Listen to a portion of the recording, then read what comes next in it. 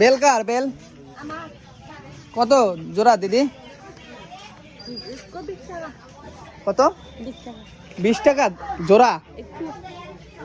একটা 20 টাকা? কম রাখেন, একটু কমায় রাখেন। একটা যদি 20 টাকা হয় তাহলে তো বেশি হয়ে যায়।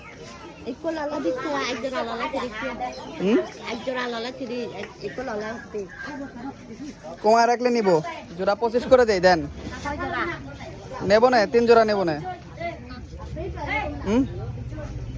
30 করে দিতে হবে। হ্যাঁ, 30 টাকা জোড়া লাগবে। এই বেল যদি জোড়া 30 টাকা নেই তাহলে তো লস হয়ে যাবে। দিবেন না?